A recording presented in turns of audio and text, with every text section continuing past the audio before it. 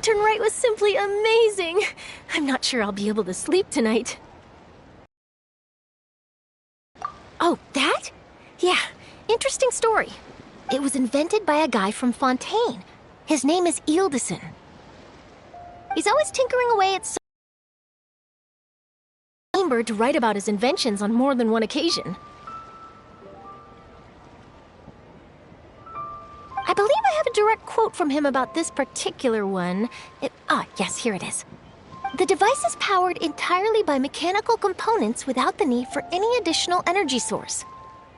Basically, it's a manually operated cranking device. How high it can fly entirely depends on how much force you can exert. Combining this invention with a kite. What a great idea, right?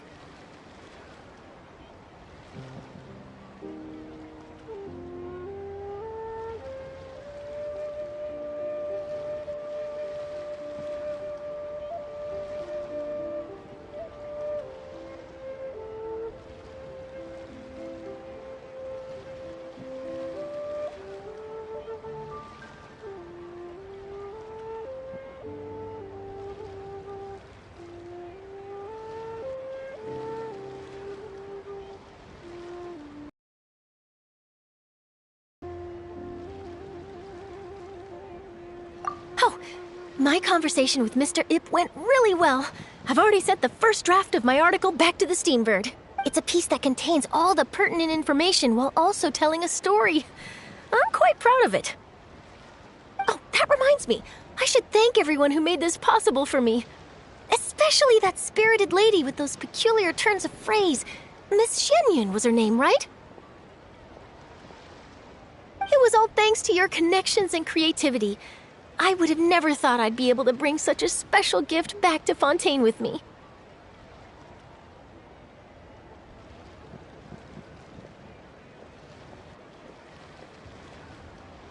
Oh, that? Yeah, it was invented by a guy from Fontaine. His name is Ildison.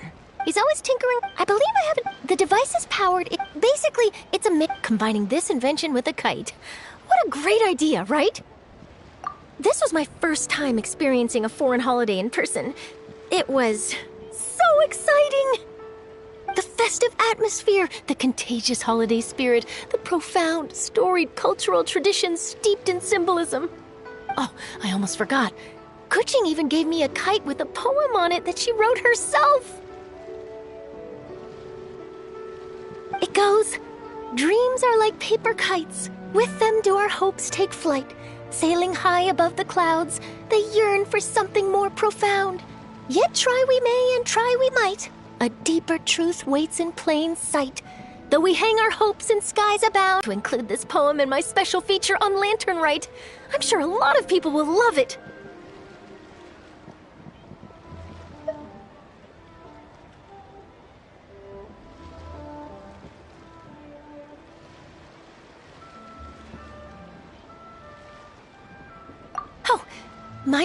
It's a piece that can... Oh, that reminds me. It was all thanks to your connections and creativity. I never thought I'd be able to bring such a...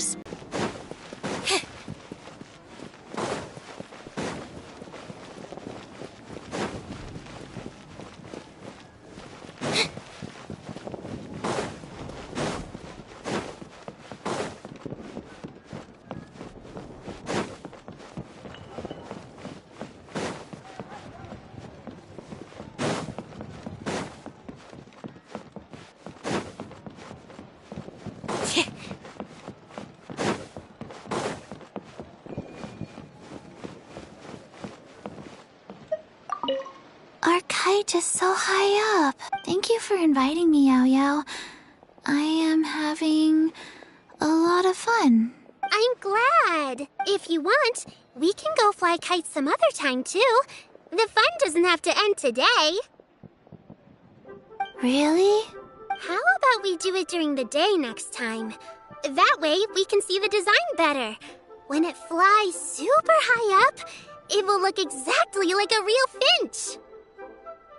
Okay.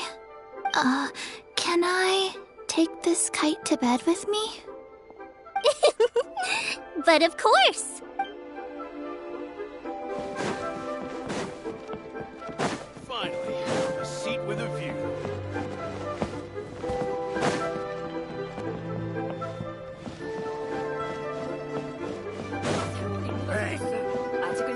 After that, the fate of the Bourgeois Brotherhood was sealed.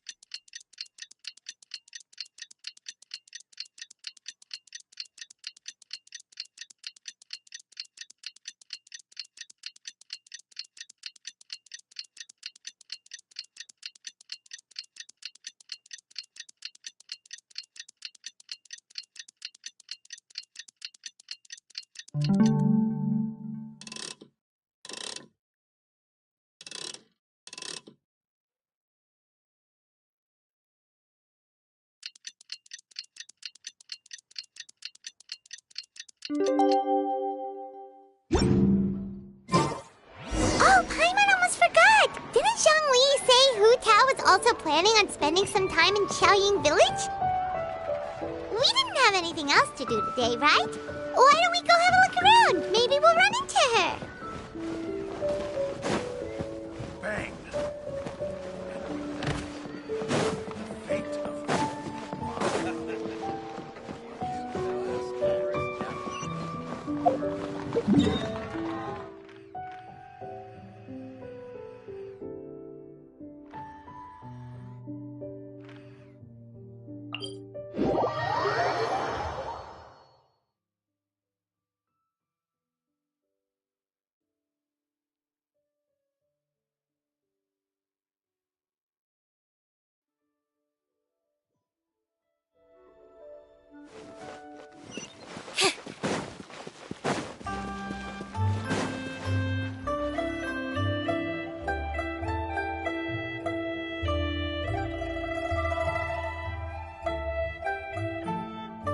The mountain air is so refreshing. It makes Paimon feel like she could float around all day and never get tired. Cream! Gummies! Fuel fruit! Huh? Did you hear that? Sunshine! Blue skies! Good vibes! Right? So Paimon wasn't just hearing things. That voice sounds really familiar. Well, we've got the time. Why don't we go check it out?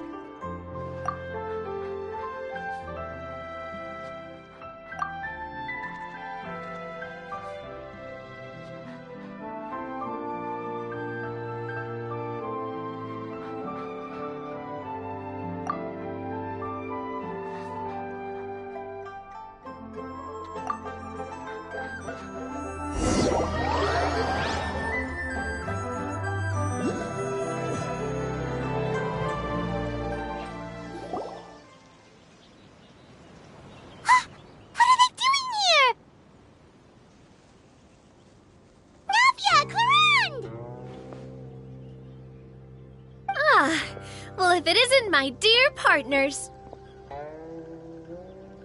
See, I told you that something good was going to happen during our travels today. I have to say, sometimes the Steambird's astrology column is spot on.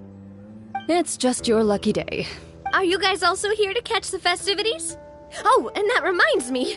Happy Lantern Rite. Happy Lantern Rite. Happy Lantern Rite to you, too! Wait, if you're here for Lantern Rite, then what are you doing on top of this deserted mountain? And that voice we heard, that was you, right, Navi? Oh, impressive.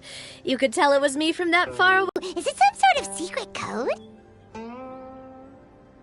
No, it's not a code. The words are meaningless. Perhaps, but the act of shouting was very meaningful indeed. That's just what mountain climbers do, right? After all the hard work it takes to make it to the top, as you stand on the summit looking out at the vast scenery, it's not easy to resist the urge to release those emotions.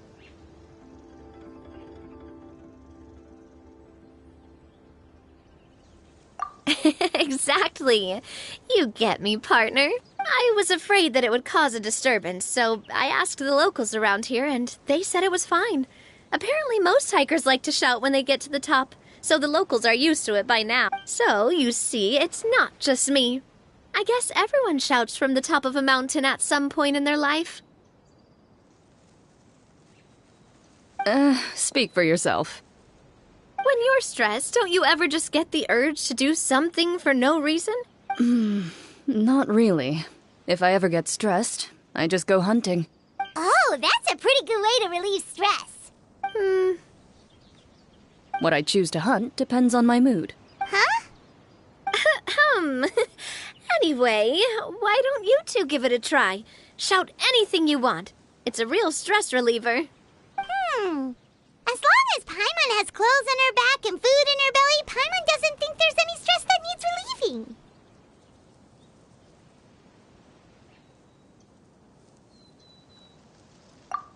Oh, I bet you guys are just too embarrassed to let loose. No need to be shy.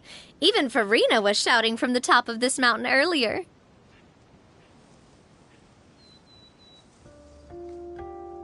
Huh? Did Paimon hear that right? Farina's also here? In Chaoyang Village? Believe in your ears. It is indeed as you heard. Actually, the reason we climbed this mountain in the first place was also because we heard the sound of shouting.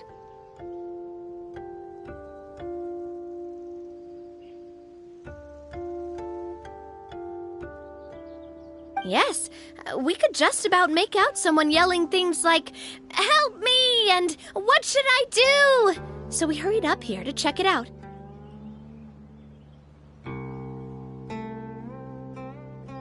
And what do you know? Miss Farina was standing right there, all red in the face. She practically sprinted back down the mountain the minute she saw us.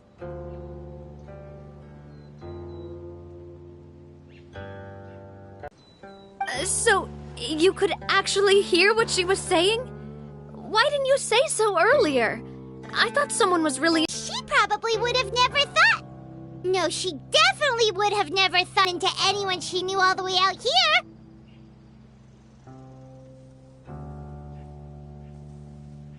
I think so.